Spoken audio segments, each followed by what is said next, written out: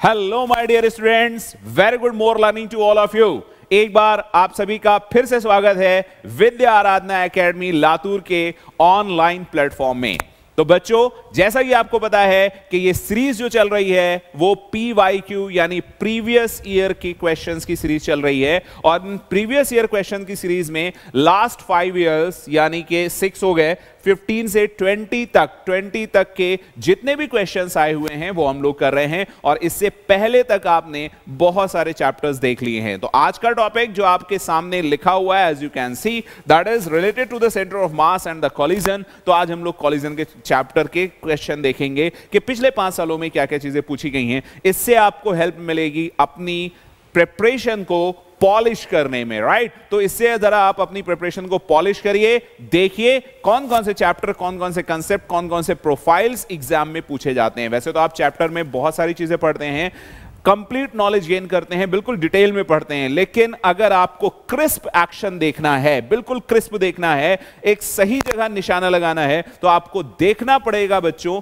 कि किस तरह के क्वेश्चंस एक्चुअली उस चैप्टर में पूछे जाते हैं। और उसके लिए एक सबसे अच्छा साधन, सबसे अच्छा तरीका होता है प्रीवियस ईयर के क्वेश्चन। तो यही सोच के हम सभी लोगों ने ये सीरीज स्टार्ट की है, और इस सीरीज को सक्सेसफुल बनाने के लिए और आपको टॉप नॉच एक्सपीरियंस देने के लिए टीम VA बहुत ज्यादा मेहनत कर रही है। So please appreciate it and let's start the show.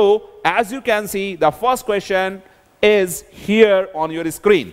Question आपको ध्यान से दिख रहा होगा, समझ में आ रहा होगा, आप देख रहे होंगे, समझ पा रहे होंगे कि हम लोग क्या क्या देखने वाले हैं इसमें। अ ball is thrown vertically downwards. ध्यान से देखना, एक बॉल को बहुत प्यार से नीचे फेंका गया है और उसकी वेलोसिटी, जैसा कि क्वेश्चन ने कहा है कि V0 है। जैसा क्वेश्चन कहता जाए लिखते जाओ, वैसा ही आप डेटा नोट करते जाओ और डेफिनेटली आप क्वेश्चन सॉल्व कर लोगे। तो देखो यहां पे क्या लिखा है, from a height of 20 metre. बहुत अच्छी बात है, तो हमने यहां पे एक ग्राउंड बना दिया और ऐसा कहा गया है कि 20 मीटर है, तो आपने यहां पे इसको 20 मीटर मार्क कर दिया, राइट।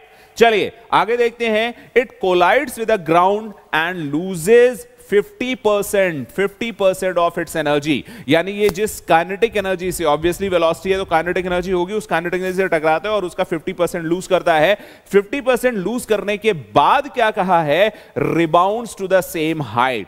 तो मान लीजिए इसने V0 से आया था, यहां पे टकराया था वो V वेलोसिटी से, ये एक अलग चीज है, लेकिन रिबाउंड होके जब ऊपर उठा तो वो सपोज U वेलोसिटी से यहां से ऊपर उठ रहा है। ध्यान रखिएगा, U वेलोसिटी से, राइट। और U वेलोसिटी ऐसी है, उसके बारे में आपको इंफॉर्मेशन दी है कि U velocity is such that it can rebound up to a particular height that is the same point जहां से इसको छोड़ा गया था। यानी ये यहां से आ सकता है कितना, 20 मीटर। तो इसके लिए U निकाल सकते हैं, आपको पता है, if a ball is projected in vertically upward direction with a particular velocity that is supposed to be U, then the maximum height attained by that ball, that maximum height you can say H max is equal to U square divided by 2G। I hope ये बात आप समझ पा रहे होंगे। तो U square के लिए यहां पे देखें, हमें U निकालना है, टारगेट हमारा U है, H max आपके पास 20 है, U square ऐसे ही रहने देते हैं, 2 इंटू यहां पे G की वैल्यू 10। तो आपको पता चल गया कि U स्क्वायर है, यहां 20 इंटू 20 करेंगे तो ये 400 आएगा। 400 मीटर पर सेकेंड इसकी जरूरत पड़ेगी, इसलिए हम लोग इसको यहां पे रख ले रहे हैं। क्लियर है। अब ये जो U स्क्वायर है, ये जो एनर्जी है वो टकराने वाली एनर्जी की, टकराने वाली काइनेटिक एनर्जी की 50% यानी कि हाफ है। तो टकराने वाली एनर्जी क्या है, यानी हमें ये पता चलना चाहिए V स्क्वायर क्या है। तो V स्क्वायर को देखने के लिए हम यहां पे आपको बताते हैं, आपको फॉर्मूला पता है, V square is equal to U square plus 2AS। इस फॉर्मूले को अप्लाई करते हैं। V आपको कैलकुलेट करना है, तो आपने लिखा, यहां पर जो चला था वो V0 स्क्वायर से, क्योंकि अल्टीमेटली हमें V0 ही निकालना है। तो V0 प्लस 2G। G कितना हो गया, बोलो बच्चों, 10। और H कितना हो गया, जो S डिस्टेंस चल के आ रहा था यहां से यहां तक, कितना आ रहा था, 20। करेक्ट। तो आपको पता चला कि भाई ये V स्क्वायर जिससे टकरा रहा है that is V0 square plus 20 into 20, again ये 400 हो गया। क्लियर है। और आपसे कहा क्या गया कि ये वाली एनर्जी जो है, अब देखना जरा, कहानी में ट्विस्ट यहीं पे और इसी से सॉल्व होगा। दिस एनर्जी है कितनी, half m u square is 50% of what? 50% बोले तो 50% बोले तो हाफ। तो जैसे ही हाफ है किसकी? टकराने वाली एनर्जी। तो टकराने वाली एनर्जी है कितनी? Half M V square. टकराने वाली एनर्जी है half M V square. I hope आपको ये बात समझ में आ रही होगी। हमने इसको वैल्यू रख दी, यहां से मैंने हाफ और हाफ उड़ा दिया, यहां से एम और एम आया, यहां से आपको मिलेगा यू स्क्वायर, इधर मिल रहा है आपको हाफ, वी स्क्वायर बचा था, वी स्क्वायर की वैल्यू मैंने यहां से रख दी। देखो ध्यान से, वी स्क्वायर की वैल्यू मैंने यहां से रख दी, यू स्क्वायर भी आपको पता है। तो वी स्क्वायर एक्चुअल में कितना है? वी स्क्वायर देखो, v nought square plus 400, so v nought square plus of 400 चाहिए क्या? V nought. अभी हमारे पास अननोन क्या है? You square. यू स्क्वायर कितना है? 400। यहां पर हम लोग रखेंगे 400, इस 2 को इधर लाएंगे बच्चों तो ये 2 यहां पर आ गया, इसको इधर रखेंगे तो हो जाएगा वी नॉट स्क्वायर प्लस 400। यहां से 400 इंटू 2 800 हुआ, इसको इधर लाओगे बच्चों तो 800, 400 इधर आके 800 से माइनस आएगा तो v nought square is equal to बचेगा 400, तो v nought is equal to बचेगा बच्चों 20 मीटर पर सेकेंड। आई होप आपको कंसेप्ट समझ में आया। 20 मीटर पर सेकेंड आपको आंसर दिख रहा होगा। चलिए मैं आपको आंसर दिखा देता हूं, बता देता हूं, समझा देता हूं, ढूंढ देता हूं। ये आंसर है और आप कहोगे कि ये आंसर हो गया डी। चलिए राइट। तो आई होप ये क्वेश्चन क्लियर हो गया। बहुत ही सिंपल सा क्वेश्चन था। चलते हैं अगले क्वेश्चन पे। अगला क्वेश्चन, अगला कंसेप्ट बहुत ही प्यारा सा और बहुत ही मस्त सा क्वेश्चन है और ये बहुत सारे बच्चों को खूब परेशान किया होगा। एक बार आप वीडियो को पॉज कर देना और सॉल्व करके देखना, लेकिन जब मैं सॉल्यूशन बताऊंगा देखा पता चलेगा ओ माय गॉड, ये तो आपने सोचा ही नहीं था, ये तो आपने देखा ही नहीं था। देखना जस्ट ऐसे होगा, है ना। ये वाव मोमेंट वाला क्वेश्चन है। देखो, on a frictionless surface a block of mass is moving with a speed v collides elastically with another block. चलो हम यहां पे बना लेते हैं। एक ये ब्लॉक है, इसका मास m है, यहां से ये v स्क्वायर से जा रहा है, right. collides elastically with another block of same mass which is initially at rest. This is given in the question. इसका मतलब यहां से ये वाला ब्लॉक जिसकी इनिशियल वेलोसिटी 0 है, ये भी m है और ये कहा गया इससे इलास्टिक कोलिजन होता है। ये कोलिजन की पहले की कहानी है, राइट। अब अगर यहां पे कोलिजन के बाद की कहानी क्या कह रहा है? After collision the first block moves eight an angle theta two the initial direction of motion. देखो अब कह रहा है first block moves eight an angle theta, तो जो फर्स्ट ब्लॉक है वो इनिशियल डायरेक्शन ऑफ मोशन से थीटा एंगल पर चला जाता है, थीटा एंगल पर जाता है और इसकी स्पीड होती है v/3। ये ऐसे जाने लगता है। अब आपको पता है horizontal motion, vertical motion, linear momentum, अगर दोनों का कोलिजन हुआ है तो कहीं पे कोई एक्सटर्नल फोर्स नहीं है। एक्सटर्नल फोर्स नहीं है तो इसका सीधा सा मतलब है कि एनर्जी कंजर्व रहेगी और लीनियर मोमेंटम भी कंजर्व रहेगा। लीनियर मोमेंटम आप कंजर्व कराओगे तो लीनियर मोमेंटम कंजर्व कराने के लिए इसके पास सिर्फ और सिर्फ इस डायरेक्शन का मोमेंट था, तो एक मोमेंटम इसका इधर भी होना चाहिए। फिर क्योंकि इसके पास इस डायरेक्शन में एक कंपोनेंट है तो एक मोमेंटम इसका इधर होना चाहिए, तो आप इसको मानोगे इसकी वेलोसिटी v1, इस डायरेक्शन की वेलोसिटी v2, और फिर ये जो दूसरा वाला ब्लॉक जिससे ये टकराया था ये इस कहीं डायरेक्शन में जाएगा ताकि लीनियर और हॉरिजॉन्टल मोमेंटम को कंजर्व कर सके। थीटा भी आएगा, साइन भी आएगा, दुनियादारी आएगी, लेकिन हम लोग ऐसा कुछ भी नहीं करने वाले हैं क्योंकि समझदारी भरा डिसीजन आपको लेना पड़ेगा। क्योंकि यहां पर एक चीज बोली गई है, कोलाइड्स इलास्टिकली। इस पॉइंट को देखो बच्चों, इलास्टिक कोलिजन है, इलास्टिक कोलिजन में एनर्जी कंजर्व रहती है और अगर एनर्जी कंजर्व रहती है तो आपको ध्यान रखना होगा बच्चों क्या कि बस एनर्जी कंजर्व करा दो, और एनर्जी एक स्केलर क्वांटिटी हो तो डायरेक्शन का कोई लोचा नहीं है, डायरेक्शन का कोई लोचा नहीं है, तो ये थीटा और ये डायरेक्शन वायरेक्शन कुछ नहीं, बस ये मानो कि ये इस डायरेक्शन में यू से जा रहा है, राइट। अब अगर यू से जा रहा है तो एनर्जी कितनी लेके आ रहा था? एनर्जी लेके आ रहा था हाफ एम वी स्क्वायर, और अगर ये v/3 से जा रहा है तो इसके पास कितनी एनर्जी है? इसके पास कितनी एनर्जी है? हाफ एम v/3 का होल स्क्वायर, और कंजर्व करने के लिए अगर u वेलोसिटी से जा रहा है तो इसके पास कितनी होगी बेटा? Half m u square. Ultimately आपको u निकालनी है, half m half m half m सभी से उड़ा दिया आपने ये कहा v स्क्वायर, आपने कहा v स्क्वायर डिवाइडेड बाई 9, और इधर बचा प्लस का यू स्क्वायर। तो आपको यू स्क्वायर क्या मिलेगा, वी स्क्वायर माइनस, चलो लिख देता हूं, एक स्टेप है, v square minus v square by 9, तो 9 माइनस 1 तो हो गया 8 वी स्क्वायर डिवाइडेड बाई 9। क्या बात समझ में आई बेटा? 8 वी स्क्वायर डिवाइडेड बाई 9 समझ में आया। अब आप इसका रूट लोगे, इसको लिखोगे 4 गुणे 2, तो आपको वेलोसिटी जो मिलेगी इसका रूट कितना हो जाएगा, 2 रूट 2v डिवाइडेड बाई 3, तो 2 रूट 2v डिवाइडेड बाई 3 ये आपको इसका आंसर मिलेगा। आई होप इसमें कहीं कोई प्रॉब्लम, समस्या, परेशानी, टेंशन, दुख, दर्द नहीं है। You are getting each and everything okay and fine. Is there any issue? No. चलिए भाई, बहुत अच्छी बात। 2 के बाद क्वेश्चन नंबर 3 पे आते हैं।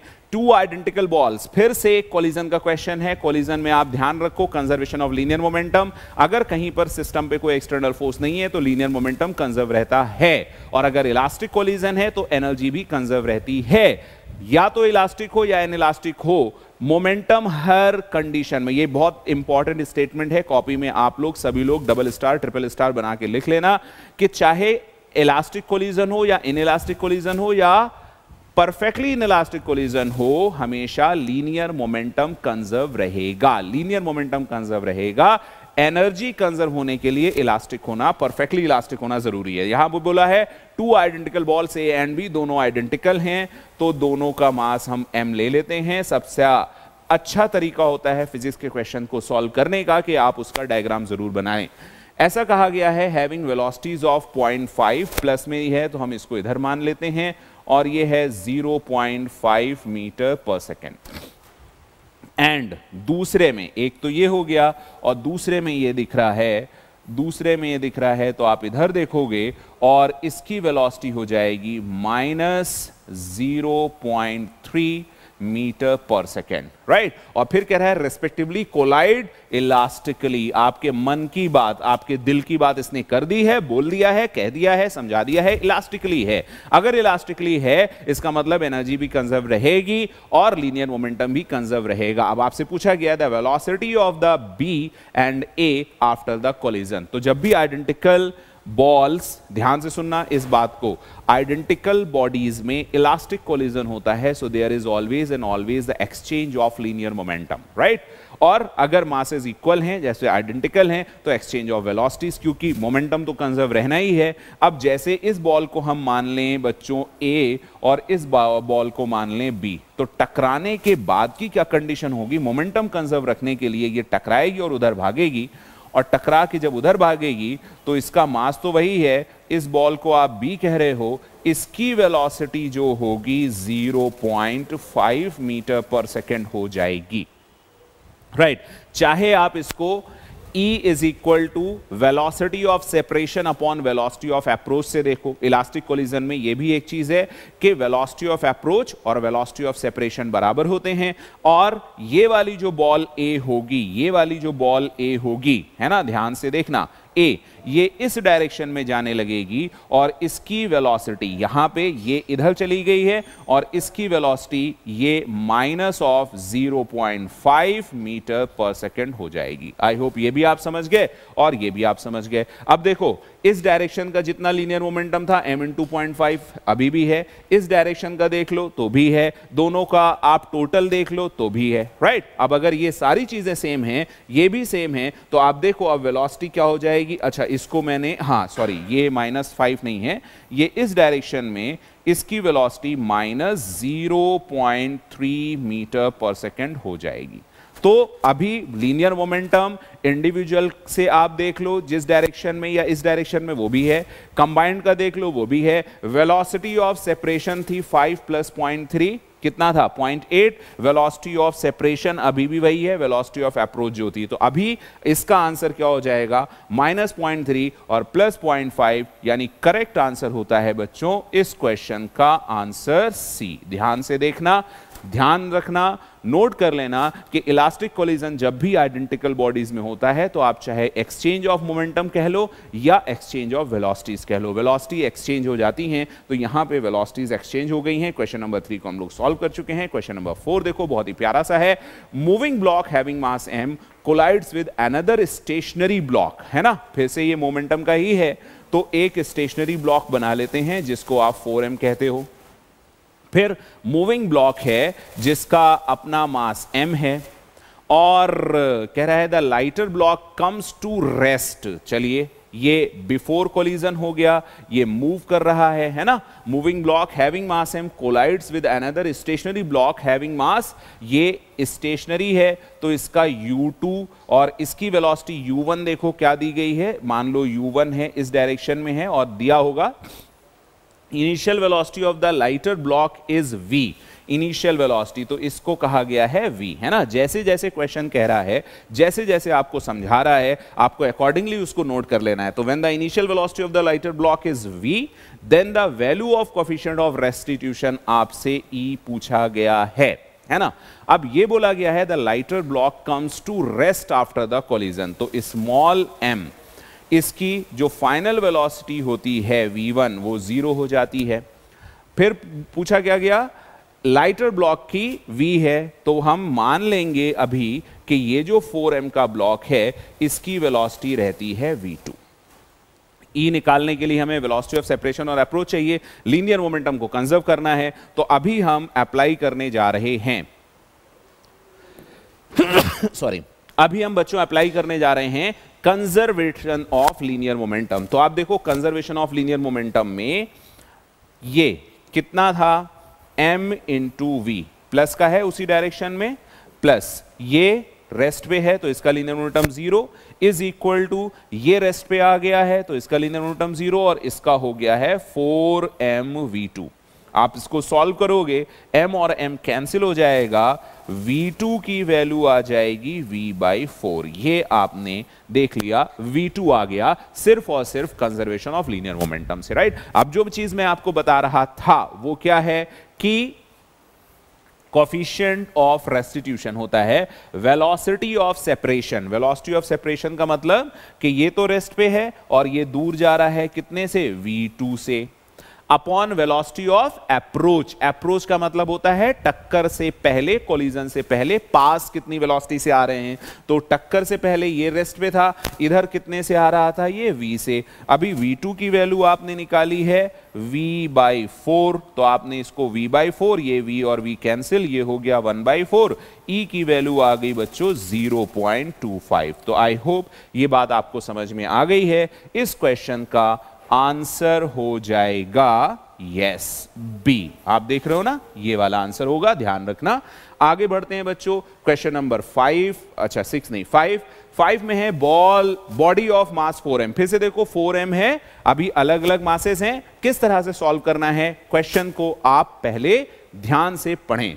कह रहा है body of mass 4m moving with speed u collides with another body of mass 2m at rest. ठीक है, तो हमने यहां पर कितना लिया, 4m, कितने से मूव कर रही है, देखो विद स्पीड u, कोलाइड करती है किससे, दूसरे ब्लॉक से, कितना है मास इसका 2m और इसका u2 यानी ये वेलोसिटी रहती है 0। The collision is head on, है ना, हेड ऑन है, एंड इलास्टिक, बहुत ही इंपॉर्टेंट चीज इलास्टिक है, जो कि मैंने आपको बताया था कि इस बात का ध्यान रखना कि ये इलास्टिक है नेचर में। After the collision the fraction of energy lost by the colliding body, fraction of energy lost by the colliding body. तो अभी आपको ये हम मान लेते हैं बेटा, ये फर्स्ट बॉडी है और यही पूछा है after the collision the fraction of energy lost by the colliding body, ये तो इसका कितना मास हो जाएगा 4m, इसमें कोई चेंज नहीं होता है, 2m ऐसे ही रहता है, इसकी वेलोसिटी हो जाती है v2, इसकी वेलोसिटी हो जाती है v1। तो अभी हम लोग लीनियर मोमेंटम लगाएंगे, कंजर्वेशन ऑफ लीनियर मोमेंटम। तो कंजर्वेशन ऑफ लीनियर मोमेंटम से देखो पहले इसका कितना हुआ, कंजर्वेशन ऑफ लीनियर मोमेंटम लगा रहे हैं, इसका लीनियर मोमेंटम है 4m इंटू यू, वो रेस्ट पे था तो हो गया 0, इसका हो गया बच्चों 4mv1 प्लस इसका हो गया 2mv2। अब हम क्या करेंगे, 2m पूरे से काटेंगे, 2m यहां से कटेगा, यहां से कटेगा क्योंकि 4m है, 2 बचेगा, यहां से कटेगा 2, तो आपके पास 2u is equal to twice of v1 plus यहां पे पूरा कैंसिल हो गया था v2। तो ये इक्वेशन नंबर 1 आ गई। अभी हम लोग इसको सॉल्व करेंगे। अगली चीज दी गई है कि इलास्टिक कोलिजन है। इलास्टिक कोलिजन है तो वेलोसिटी ऑफ सेपरेशन और अप्रोच भी बराबर होनी चाहिए। तो आपने elastic collision velocity of separation देखो, ये v2 तेजी से जाएगा तो आप लिखोगे v2 और माइनस उसी डायरेक्शन में आ रहा है v1 से। वेलोसिटी ऑफ सेपरेशन समझे, वेलोसिटी ऑफ सेपरेशन का मतलब होता है टक्कर के बाद एक दूसरे से दूर जाने का वेग, है ना, velocity of separation after the collision. और वेलोसिटी ऑफ अप्रोच क्या है, ये तो रेस्ट पे था और ये इसकी तरफ u से टक्कर मार रहा था तो u माइनस 0 u हो जाएगा। e की वैल्यू आपको कहा है 1 है तो e 1 रखेंगे, u आ जाएगा तो आपको मिला v2 minus v1 is equal to u। Clear बच्चों। अभी क्या किया कि v2 माइनस v1 और यहां क्या है v2 और प्लस ट्वाइस ऑफ v1, यह वाली इक्वेशन रख रहे हैं, v2 plus twice of v1 is equal to 2u, is equal to 2u। Clear हुआ। अभी हमको चाहिए क्या, v1। अभी क्या करेंगे हम, कलर चेंज कर लेते हैं, तो जो भी चेंज करेंगे वो आपको समझ में आएगा। यहां हम 2 से मल्टीप्लाई, यहां हम 2 से मल्टीप्लाई, यहां 2 से मल्टीप्लाई। अब अगर ऐड करेंगे तो 2v1 कैंसिल होगा, ये आ जाएगा बच्चों 3v2 is equal to 4u। 3v2 तो v2 की वैल्यू आ गई है 4/3u। v2 की वैल्यू आ गई है बच्चों 4/3u। आपको ये बात समझ में आ रही है। अभी v2 की वैल्यू हम यहां रख देते हैं, ध्यान से देखना। आपके पास इक्वेशन थी ना v2 minus v1 is equal to u, तो v2 की वैल्यू 4/3u, तो 4/3u minus v1 is equal to u, तो v1 is equal to 4/3u minus u, है ना। तो ये क्या हो गया, v1 is equal to u/3। Clear. तो अभी आपने ध्यान से देखना, इसके पास जो वेलोसिटी थी पहले वाले के पास 4mu थी, 4m इंटू यू, एनर्जी देखोगे हाफ mu स्क्वायर, है ना। तो इसको चलो हम यहां पे लिख ले रहे हैं, इस पे 4m कितने से जा रहा था बच्चों, u से, और टक्कर के बाद यही 4m कितने से जा रहा है, u/3 से। एक बार फिर से आपको मैं मिनिमाइज करके दिखा दे रहा हूं। v1 इसकी वेलोसिटी थी कोलाइडिंग बॉडी की, वो हो गई है अब u/3। तो आपको निकालना है लॉस्ट कितना हुआ, तो इसकी काइनेटिक एनर्जी आ गई हाफ इंटू 4mu स्क्वायर, इसकी काइनेटिक एनर्जी आ गई हाफ 4m और u स्क्वायर बाई 9। क्लियर है। तो ये एनर्जी हो गई कम। तो कितनी कम हुई, चेंज इन काइनेटिक एनर्जी। तो चेंज इन काइनेटिक एनर्जी में बहुत ध्यान से देखना क्या कर रहा हूं, चेंज इन काइनेटिक एनर्जी में ये आ गया देखो 2 इंटू 2, तो कितना हुआ 2mu स्क्वायर, ये 2mu स्क्वायर, यहां से 2 तो माइनस 2mu स्क्वायर बाई 9। तो ध्यान से देखना, 9 2 कितना होगा, 9 दूनी 18, 18 में से 2 गया तो ये बचा 16mu स्क्वायर डिवाइडेड बाई 9। ये इसकी चेंज इन काइनेटिक एनर्जी है।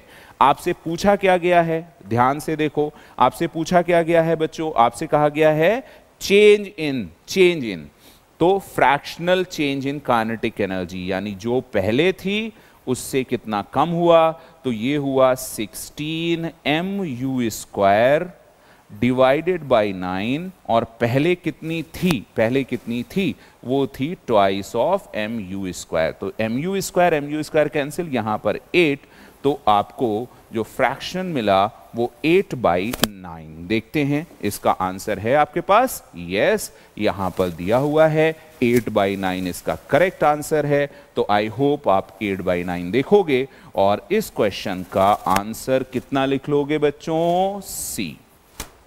राइट।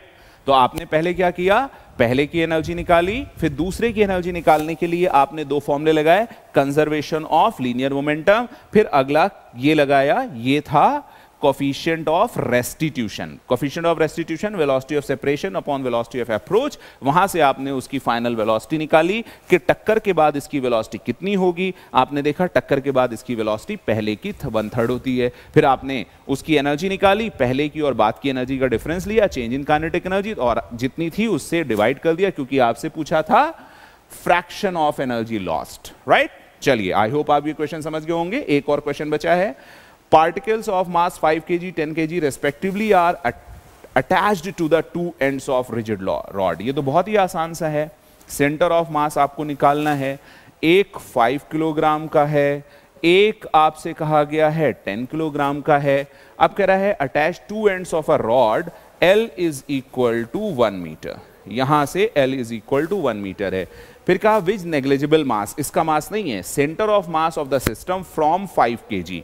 तो मान लीजिए यहां पे सेंटर ऑफ मास है और ये x डिस्टेंस पे है, और यही x आपसे पूछा जा रहा है। तो आपको पता है कि सेंटर ऑफ मास का फॉर्मूला होता है कि x1 is equal to m2 upon m1 plus m2 of total x। यानी कि इस फॉर्मूले को यूज करेंगे। अगर ध्यान रखना, अगर किसी बच्चे को याद नहीं रहता है तो इस लॉजिक से भी वो इस चीज को याद रख सकता है।